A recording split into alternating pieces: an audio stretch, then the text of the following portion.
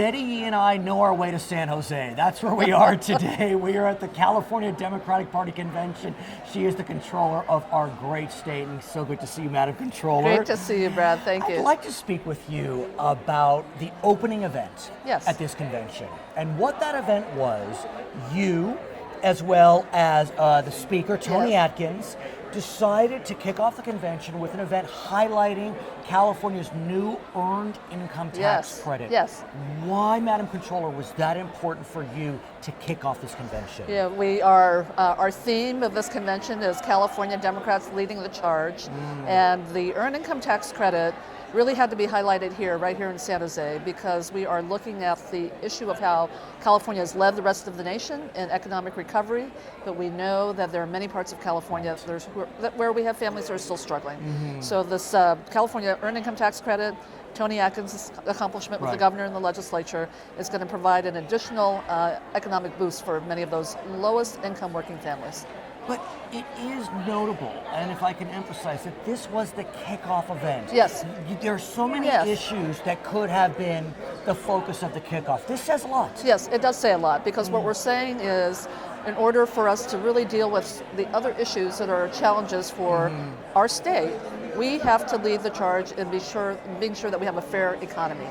The backbone of our economy is going to be what makes everything else possible in terms of dealing with our drought, dealing with global climate change, dealing with income inequality, right? I mean, all of these issues are just really predicated on building a strong economy, but it has to be fair where everyone has an opportunity. So we're in the midst of tax season. Yes. And I want to get a sense, if you know, yes, are folks who are eligible for California's new EITC, are they starting to claim it? They are starting to claim it, and the great news, Brad, is that we've had this great public-private partnership. We're working with our community partners, United Way, AARP, all of these great organizations that have been providing free tax filing assistance. The outreach has been phenomenal, because remember, the estimated 600,000 families who are eligible for this credit have never filed a tax return.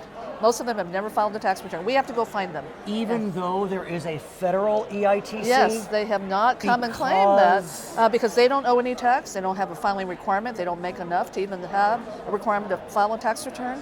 And so they don't come forward, and they miss the opportunity to claim the over $1 billion that we leave on the table every year. So literally, on the federal credit. They will receive a check for dollars that they can then put into the economy. Exactly. And as of this week, of the 600,000 who we know are eligible, we have processed 116,000 claims. And it's early in the season. Right. Is that good? It's very good. Very good. Early in the season. We're in February. We know the peaks are generally late March into mid-April, so we're doing very well. And so how does this play off of the federal earned income tax credit? Explain the synergy. So the eligibility requirements are different for the two programs, but because we are targeting the lowest income working families in California, these families in California who come and claim the state credit more than likely will also be eligible for the federal credit. So they will get a double benefit. Oh, I see, because our standards are even higher.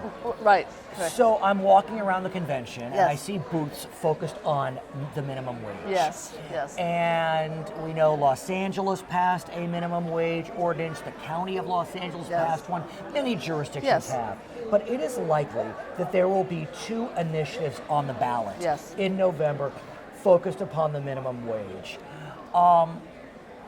I guess I ask you kind of the politics of that, having two competing minimum wage measures. Yeah, the voters don't have a lot of patience for competing measures, and oftentimes when they do see competing measures, they will reject them all. Right. And so I hope that the proponents, if they're serious, do come together on some agreement. And the last time we experienced that was when we had extending tax increases temporarily to help our budget situation, and the proponents of that were able to work themselves to a compromise. What's so surprising about these competing measures, if I may, is they both come from the SEIU. You know, just different branches of the SEIU. I mean, one measure is a little bit more expansive. It looks at leave policies and just other things that will help workers, but clearly the minimum wage is a focus, and we're gathering here in Silicon Valley this week, and you know, minimum wage for the state is $10 an hour today, but we know that throughout the state, $10 an hour doesn't buy a whole lot, and so especially with housing costs and everything else going up. So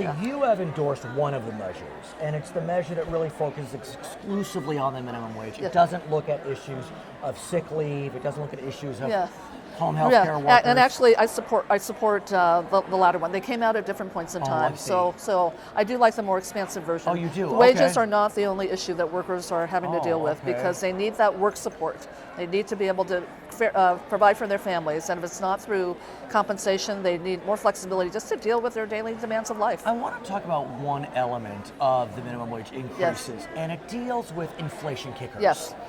And that question has become a little bollocksed up in some concerns. On the one hand, folks believe having the inflation kickers is wise to avoid the political wranglings. Right. But the flip side is for entrepreneurs, for small businesses, it creates some uncertainty. Right. So talk me through this. Yes. So the way the minimum wage is benched now, it's you see increases by a particular date. Right. And so there is some certainty there.